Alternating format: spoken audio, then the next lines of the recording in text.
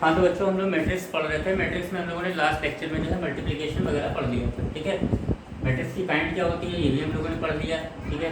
Matrix के definitions पढ़ लिए, ठीक है। बेसिक्स, एडिशन, सब्ट्रैक्शन, ये सब हम लोग पढ़ चुके हैं, ठीक है।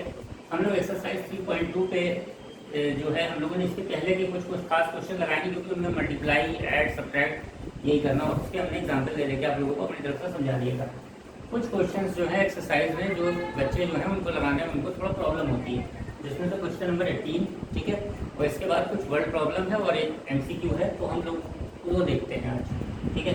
तो सबसे पहले हम लोग कोशिश करेंगे कि आज ये लगाएं और साथ में जो है एडजॉइंट जो है मैट्रिक्स है और उसके बारे में भी थोड़ा सा देखें कि एडजॉइंट कैसे निकाला जाता है मैट्रिक्स का, ठीक है। और ट्रांसपोज वगैरह है वो किस तरह से तो हमने लास्ट लेक्चर में बताया ही था, ठीक है। तो एडजॉइंट निकालने की शॉर्ट ट्रिक भी देखेंगे और जो आपका जो है ट्रेडिशनल जो मेथड है बुक में वो भी देखेंगे। तो सबसे पहला क्वेश्चन नंबर 18 है एक्सरसाइज 3.2 में, वो ये लिखा है कि एक मैट्रिक्स है A = 0, निगेटिव का tan α/2, tan α/2 शून्य, प्रूफ करना है I + A, I - A equal to एक I + A equal to I - A और मल्टीप्लाई करना है इसको cos alpha, negative sine alpha, sine alpha और cos अल्फा से। तो प्रूफ करना है कि ये जो चीज़ है इस RHS में ये I + A के इक्विवेलेंट आएगी। तो सबसे पहले हम लोग LHS ले लेते हैं लेफ्ट हैंड साइड। ये क्या है I + A। I का मतलब बेटा होता है आइडेंटिटी मैट्रिक्स। हमने लास्ट लेक्चर में बताया था कि आइडेंटिटी मैट्रिक्स क्या होते हैं, जिसमें डायगोनल पे 1 और बाकी अदर एलिमेंट जो है उसके 0। अब यहाँ पे I जो है हमेशा 2x2 की मैट्रिक्स इस क्वेश्चन में रखी जाएगी। क्यों? क्योंकि जो क्वेश्चन में मैट्रिक्स दी है वो भी 2x2 की है। तो यहाँ रख देंगे 1 0 0 1 प्लस A हो जाएगा 0, नेगेटिव tan α/2, tan α/2 और शून्य, मल्टीप्लाई कर दीजिए, हो जाएगा, सॉरी ऐड करना है नॉट मल्टीप्लाई, प्लस है 3 हो जाएगा 1 और 0 1। ऐड में क्या करते हैं, करस्पॉन्डिंग में जो एक मैट्रिक्स है दूसरी मैट्रिक्स में करस्पॉन्डिंग एलिमेंट लिखा होता है उसको ऐड किया जाता है। 1 के करस्पॉन्डिंग इस दूसरी मैट्रिक्स में कौन सा एलिमेंट है 0, तो 1 0 को ऐड किया, 1 हो गया 0 और ये हो गया निगेटिव tan α/2, 0 का tan α/2 ऐड करेंगे तो tan α/2, फिर 1 और 0 को ऐड करेंगे तो यह आपका आ गया LHS, ठीक। अब हम लोग क्या करेंगे RHS निकालेंगे। तो RHS निकालने के लिए तो क्या करते हैं, इधर आ जाते हैं। RHS हो जाएगा I - A और cos अल्फा, निगेटिव का साइन अल्फा और cos अल्फा, ये गिवन, ठीक है, ये हमने ले लिया। अब इसको हमको प्रूफ करना है LHS के बराबर। तो अब क्या करेंगे I - A निकाल लेंगे। तो I + A जैसे निकाला, माइनस करेंगे तो यहाँ माइनस हो जाएगा, तो यानी 1 - 0 यानी 1 आएगा। फिर जो हो जाएगा tan α/2 प्लस का नेगेटिव का tan α/2, क्यों? क्योंकि 0 में से tan α/2 सब्ट्रैक्ट करेंगे तो नेगेटिव 1 नेगेटिव 0 1 बगल में जो लिखा वो लिख दीजिए, cos alpha, negative sine alpha cos alpha, simply multiply करना है इसको, ठीक। तो मल्टीप्लाई करने के लिए क्या करते हैं, सबसे पहले इन दोनों रो का पहले कॉलम से मल्टीप्लाई करेंगे, फिर इन दोनों रो का दूसरे कॉलम से। तो सबसे पहले पहली रो का पहले कॉलम से कर दीजिए, तो हो जाएगा 1 को cos अल्फा से तो cos अल्फा, फिर हो जाएगा साइन अल्फा tan α/, इससे करिए, ये हो जाएगा माइनस का tan α/2 cos अल्फा, फिर 1 से करेंगे तो ये जाएगा साइन, इसका काम खत्म। सेम इधर आ जाइए, ये जाएगा निगेटिव का साइन अल्फा, फिर हो जाएगा cos अल्फा tan α/, फिर ये हो जाएगा साइन अल्फा tan α/2 और फिर 1 से करेंगे तो cos अल्फा। ये हो गया आपका मल्टीप्लाई, ठीक। अब हमको लाना क्या है, लाना बेसिकली है 1, मतलब इस जगह पे 1 आना चाहिए, यहाँ पे tan α/2 आना चाहिए, यहाँ पे माइनस का tan α/2 आना चाहिए, यहाँ 1 आना चाहिए, मतलब इन दोनों जगह पे 1 लाना है। तो तो किसी तरह से इसको हमको बदलाना, ठीक। तो देखिए कैसे करते हैं।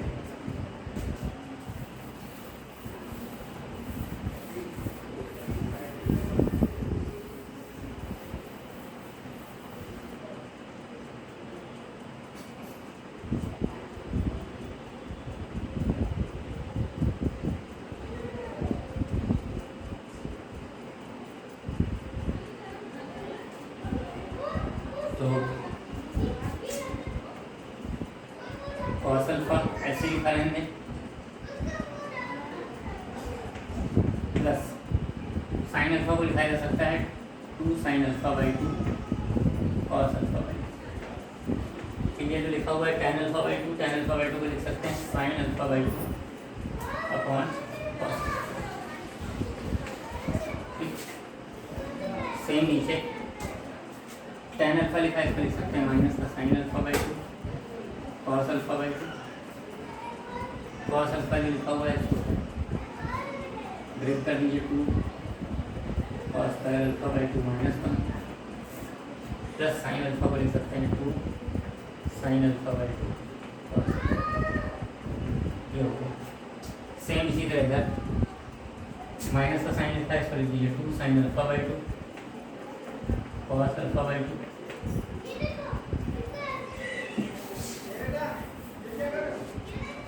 फिर cos अल्फा को लिख सकते हैं 2 cos square alpha by 2 minus 1। फिर क्या लिखा हुआ है tan अल्फा, इसको लिख सकते हैं sin अल्फा बाई 2 बटे अपॉन cos अल्फा बाई 2। नीचे sin अल्फा का इसको लिख सकते हैं 2 sin alpha by 2 cos alpha by 2। फिर लिखा हुआ है tan alpha by 2, tan alpha by 2 को लिख सकते हैं sin alpha by 2 upon cos alpha. फिर लिखा है plus cos alpha, cos alpha को लिख सकते हैं 2 cos square alpha by 2 minus 1।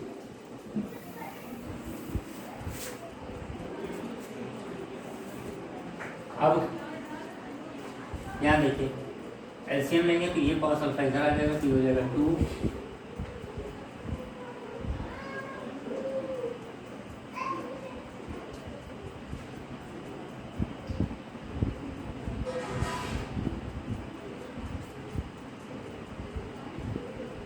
ये cos अल्फा बाई 2, ये cos अल्फा बाई 2 कैंसिल हो जाएगा। इस cos अल्फा इसको लिख सकते हैं 2 cos square alpha by 2 minus 1 2 sin square हो जाएगा 2 sin स्क्वायर अल्फा बाई 2। यहाँ आ जाएंगे। यहाँ क्या करना है, सिंपल कुछ नहीं करना है, अंदर इसको मल्टीप्लाई कर दीजिए। तो मल्टीप्लाई करेंगे तो कितना हो जाएगा माइनस का 2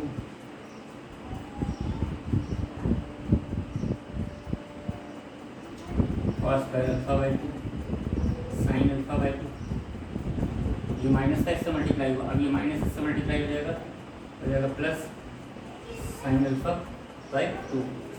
अब अपॉन में cos अल्फा बाई 2 एलसीएम ले लीजिए, कितना हो जाएगा 2 sin alpha by 2 cos upon cos alpha by 2। फिर से एक बार देख लेते हैं। पहले इस माइनस साइन अल्फा बाई 2 अंदर मल्टीप्लाई किया तो ये हो गया 2 cos square alpha by 2 sin alpha by 2 minus sine alpha by 2 minus 1 को और plus sine alpha by 2 cos alpha by 2 का एलसीएम लेके इधर कर देंगे तो 2 sin alpha by 2 cos square alpha by 2 और ये अपॉन में cos अल्फा बाई 2। सेम इधर आ जाइए, सबसे पहले इसको इधर दे देंगे, तो हो जाएगा minus 2 sin alpha by 2 cos square alpha by 2 plus 2 cos square alpha by 2 sin alpha by 2 minus sin alpha by 2। क्या किया गया, इसको इधर भेज दिया गया, इस sin अल्फा बाई 2 को अंदर multiply upon cos alpha by 2। यहाँ देखिए ये cos से cos कैंसिल हो जाएगा 2 sin square alpha by 2 sin square alpha by 2 plus 2 cos square alpha by 2 minus. ये हो गया, ठीक है बेटा। कुछ नहीं करना, बस सिंपल करना, सबको हाफ एंगल फॉर्मूले में तोड़ देना। हाफ एंगल का मतलब है कि अगर साइन अल्फा लिखा है तो उसको 2 sin alpha by 2 cos alpha by 2, जहाँ जहाँ cos अल्फा लिखा है तो उसको 2 cos square alpha by 2 minus 1 में ब्रेक कर दीजिए। बाकी tan जहाँ लिखा है tan अल्फा बाई 2 तो उसको sin alpha by 2 upon cos alpha by two, सब में यही करना है। उसके बाद मल्टीप्लाई और ऐड करना है, मल्टीप्लाई सब्ट्रैक्शन एडिशन। इसके बाद देखिए simple, 2 cos square alpha by two, 2 sine square alpha by two, दोनों में 2 कॉमन ले लेंगे। तो cos square alpha by two plus sine square alpha by two 1 हो जाएगा, cos square theta plus sine square theta, 2 × 1 और ये -1 डायरेक्ट मैंने लिख दिया, ठीक है। इसके बाद यहाँ आइए, ये लिखा है माइनस का 2 cos square alpha by two sine alpha by two, ये लिखा है प्लस का 2 cos square alpha by two sine alpha by two, same है। जो ये कैंसिल हो जाएगा, साइन अपॉन कॉस हो जाएगा tan alpha by two. Same इधर आ जाइए, ये और ये कैंसिल हो जाएगा, साइन अपॉन कॉस tan हो जाएगा, लेकिन वो माइनस का लिखा है तो माइनस का tan अल्फा बाई टू। यहाँ देखिए, यहाँ भी 2 कॉमन ले लेंगे तो 2 कॉमन लेंगे तो sine square alpha by two plus cos square alpha by two 1, ये 2 और वो आगे लिखा है -1, ये कितना हो जाएगा 2 - 1 1, ये हो गया tan अल्फा बाई टू, ये हो गया -tan अल्फा बाई टू, और ये हो गया, यही आपको प्रूफ करना है, ठीक है। उम्मीद है समझ में आया होगा आप लोगों को। नेक्स्ट देखते हैं,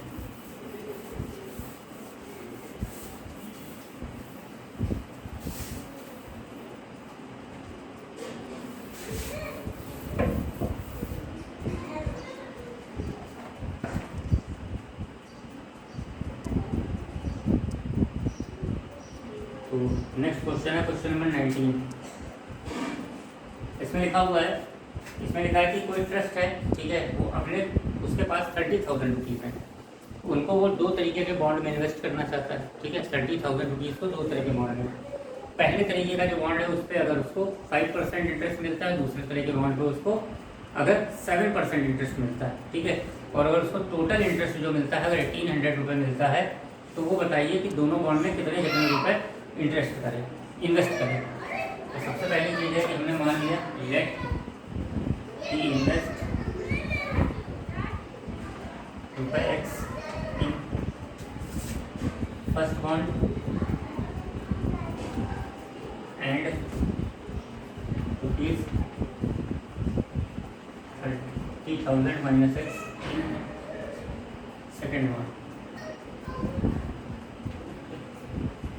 मैट्रिक्स में लिखेंगे तो सबसे पहले एक बॉन्ड में ₹X लगा रहा है, दूसरे बॉन्ड में 30,000 - X। प्रॉफिट कितना मतलब इंटरेस्ट कितना उसको मिलता है, पहले वाले का 5% 5/100, दूसरे वाले थे उससे 7/100, टोटल इंटरेस्ट उसे कितना मिला 1800। मल्टीप्लाई करेंगे, x का x से मल्टीप्लाई होगा तो हो जाएगा 5x/100 प्लस इससे मल्टीप्लाई करेंगे तो हो जाएगा 2,10,000 - 7x/100 1800 प्लस का 5x माइनस का 7x, दोनों तरफ ये मैट्रिक्स का साइन लगाए हटा देंगे, ठीक है। अभी हो जाएगा माइनस का 2x अपॉन 100, यहाँ बचेगा 2,10,000 अपॉन 100, तो 100 से नीचे काटेंगे 2 0 को तो बचेगा 21 इक्वल टू 1800। अब 1800 को इधर ले आइए ट्रांसफर करके, तो हो जाएगा 2100 माइनस 1800 इक्वल टू ये होगा 1500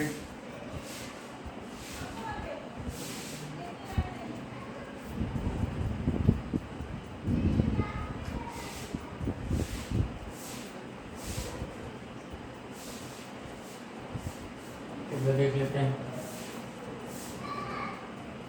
2 0 काटेंगे,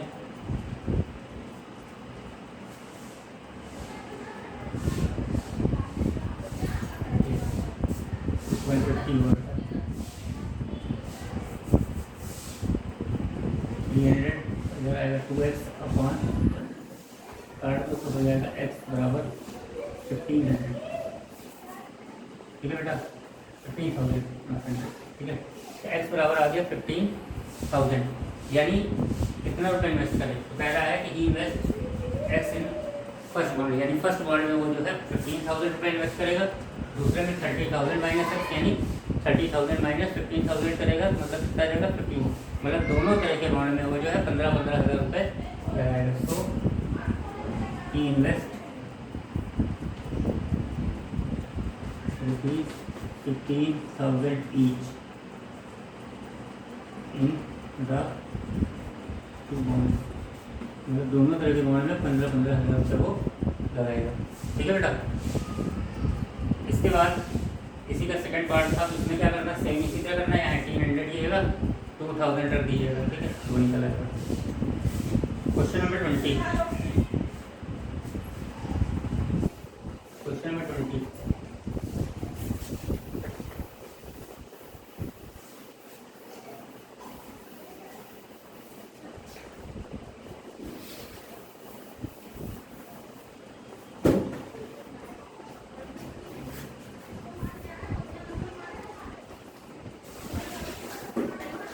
इसमें क्या लिखा है, the book top of a particular school has 10 dozen chemistry book. ठीक है, तो केमिस्ट्री बुक कितनी है, 10 डजन। लिखा है फिजिक्स बुक, ये कितनी है, 8 डजन। फिर है इकोनॉमिक्स, ये कितनी है, ये भी 10 dozen. Selling price are ₹330, 60 and 40 each. मतलब कह रहा है कि हर एक किताब, ठीक है, मतलब केमिस्ट्री की जो बुक है उनकी सेलिंग प्राइस जो है आपकी 80 रुपीज़ है, उसके बाद जो फिजिक्स वाली है उसकी 60 है, और लास्ट में जो इकोनॉमिक्स है उसकी 40 है। तो अगर find the total amount find the total amount the book shop will receive from selling the all the books using matrix method. तो कह रहे टोटल अमाउंट जो है बुक शॉप जीतेगा। बुक शॉप जो अमाउंट जीतेगा वो एक्चुअली होगा क्या है कि सपोज लीजिए कि 15,000 जो है जीतेगा है, कमाएगा 15,000 रुपये जो पाएगा या 20,000 पाएगा, तो वो एक अमाउंट होगा। तो अमाउंट कैसे लिखेंगे, हमारे जैसे 15,000 पाया वो, तो 15,000 को अगर मैट्रिक्स में लिखेंगे तो ये जो मैट्रिक्स होगी ये 1x1 की होगी, मतलब जो हमें रिजल्टेंट मैट्रिक्स मिलेगी वो 1x1 की मिलेगी। तो उसके लिए करना क्या है, सिंपल है। तो सबसे पहले केमिस्ट्री की बुक कितनी है, उसके बाद 10 डजन है, तो यहाँ लिख दीजिए 10 डजन की केमिस्ट्री की बुक है। ठीक है, तो 10 डजन बुक है, तो इसका मतलब है कि अगर इसको हम 12 से मल्टीप्लाई करेंगे तो यानी 120 केमिस्ट्री की बुक हो गई, फिजिक्स की 96 हो गई, इकोनॉमिक्स की भी 120। ठीक है, तो बुक्स हो गई। ठीक, अब इनकी सेलिंग प्राइस क्या है वो ऐसे लिख देंगे। ठीक, सेलिंग प्राइस क्या है, सेलिंग प्राइस लिखा है कि जो एक हर एक किताब की एक 50 है, 60 है और फिर 40 है। टोटल प्राइस निकालना है तो उनको मल्टीप्लाई कर दें, तो पहले मल्टीप्लाई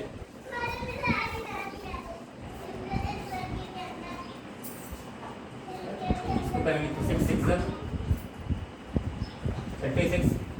ठीक है, कर गया 3।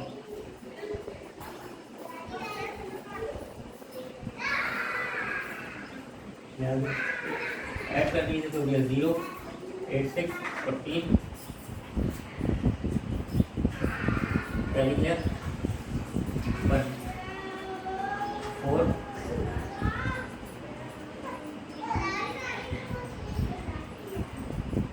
कर लिया 1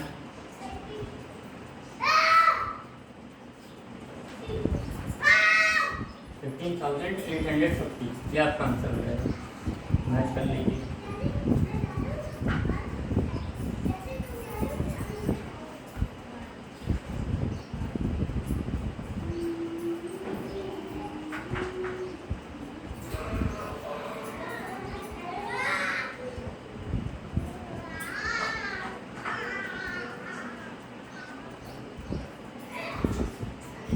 यार 20,160 सॉल्व करके कैलकुलेशन चेक कर लेते हैं। ठीक है, वो क्या होता है 60 40 80 किसकी बुक की कीमत है, 80 जो है आपकी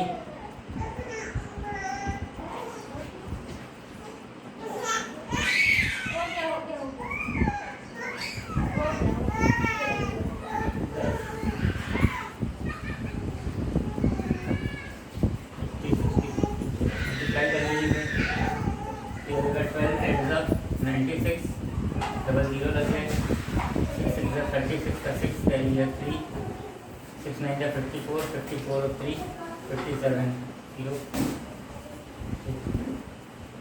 यहाँ डबल 0 0, ठीक है। ऐड करिए 0 0, ये 0 हो जाएगा, ये हो जाएगा 0 6 8 15 15 21, कैरी भी ऐड करूँ तो हो जाएगा 5 4 9 9 18 18, ये हो जाएगा उसका टोटल प्राइस।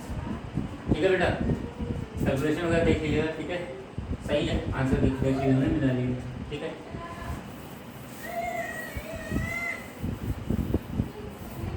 इसके बाद लास्ट क्वेश्चन है 21। उससे पहले कुछ कंडीशन दी कह रहा है कि एक मैट्रिक्स है, ठीक है। कुछ मैट्रिक्स है, एक मैट्रिक्स एक्स है तो इसका ऑर्डर दिया है 2 क्रॉस n, एक मैट्रिक्स वाई है इसका ऑर्डर दिया है 3 क्रॉस k, एक मैट्रिक्स जेड है इसका ऑर्डर दिया है 2 क्रॉस p, एक मैट्रिक्स है w इसका ऑर्डर दिया है n क्रॉस 3, और फिर एक मैट्रिक्स p है इसका ऑर्डर दिया है p क्रॉस k। फिर एक कंडीशन दी हुई है, वो ये दी हुई है कि P Y plus W Y, कह रहा है कि the restriction of on N K and T, ठीक है। मतलब एन के और टी की वैल्यू क्या हो सकती है, ठीक है। क्या रिस्ट्रिक्शन होगा उनमें, क्या जो है प्रतिबंध होगा एन के पी में, ठीक है, वो बताना है। जबकि P Y plus W Y defined है, तो P Y W Y defined है, इसका मतलब है कि पी को वाई से मल्टीप्लाई किया गया है, और मल्टीप्लाई किया गया तो वो एग्जिस्ट करता है तभी किया गया है, इसलिए डिफाइंड है। और डब्ल्यू को वाई से किया गया और फिर दोनों को ऐड किया गया है, तो मल्टीप्लिकेशन तभी हो सकता है बेटा। हमने लास्ट लेक्चर बताया था कि इस अगर पी को वाई से किया गया है तो जो पी का कॉलम होगा और जो वाई की रो होगी वो दोनों सेम होनी चाहिए। तो पी का ऑर्डर क्या है, पी का ऑर्डर है पी क्रॉस के, इसका ऑर्डर है पी क्रॉस के, और इसका ऑर्डर कितना है वाई का ऑर्डर है आपका 3 क्रॉस, ये लिखा है। इसी तरह इधर जो लिखा है इसमें डब्ल्यू का ऑर्डर क्या है, डब्ल्यू का ऑर्डर है n क्रॉस 3, और फिर इसका ऑर्डर है 3 क्रॉस 3, ये। तो अब पी और वाई का मल्टीप्लाई एग्जिस्ट करता है, तो इसका मतलब है कि जिन दो मतलब इसका जो कॉलम है पी का और वाई की जो रो है वो सेम होनी चाहिए, यानी जो के होगा वो 3 के बराबर होगा, एक कंडीशन निकालेगा। दूसरी बात कि अब ये जो पी वाई होगा रिजल्टेंट जो मैट्रिक्स है उसका ऑर्डर क्या होगा, उसका ऑर्डर होगा यानी पी वाई का जो ऑर्डर होगा वो पी वाई का ऑर्डर होगा, पी वाले को ढक देंगे, मतलब ये के और 3 बराबर है, इसका ऑर्डर हो जाएगा पी क्रॉस के। अब जो पी वाई का ऑर्डर होगा वही डब्ल्यू वाई का भी ऑर्डर होगा, क्यों, और डब्ल्यू वाई का ऑर्डर है क्या बेसिकली, डब्ल्यू वाई का ऑर्डर बीच में क्या कॉमन है 3, तो इसका ऑर्डर हो जाएगा n क्रॉस, यानी जो इसका ऑर्डर होगा इसका ऑर्डर होगा, क्यों होगा, क्योंकि दोनों अगर ऐड तभी मैट्रिक्स हो सकती है जब उनका ऑर्डर सेम, तो यानी ये चीज़ तो बराबर नहीं है के, तो इसका मतलब है पी और एन भी कंडीशन समझ में आई बेटा। इसके बाद इसी का 22 है, इसमें लिखा है 7x - 5, तो x, तो 7x का ऑर्डर क्या है, x का ऑर्डर है 2 क्रॉस n, n का ऑर्डर कितना है, सॉरी z का ऑर्डर कितना है 2 क्रॉस p। अभी घटाया गया है तो घटेगा क्या चीज़, तभी घट सकता है जब इन दोनों का ऑर्डर सेम हो, ऐड और सब्ट्रैक्ट तब होते हैं जब ऑर्डर उनके सेम होते हैं। तो अब इसका मतलब है जो 2 क्रॉस n है वही 2 क्रॉस p भी होगा, सेम होंगे दोनों ऑर्डर। तो इसका मतलब है कि जो 2 क्रॉस n है वही 2 क्रॉस p, इसका मतलब है कि 2 क्रॉस n ही 2 क्रॉस p होगा, या हम कह सकते हैं कि पूरी जो मैट्रिक्स होगा उसका ऑर्डर कितना होगा 2 क्रॉस n। ठीक है बेटा, इस तरह से ये एक्सरसाइज आपकी फिनिश हो गई। लास्ट लेक्चर में मैंने आपको ट्रांसपोज वगैरह के बारे में बता ही दिया, ठीक है। तो जो अगली एक्सरसाइज है वो पूरी ट्रांसपोज पे है, ठीक है, और कुछ चीज़ें जो हमने बताई थी वो भी।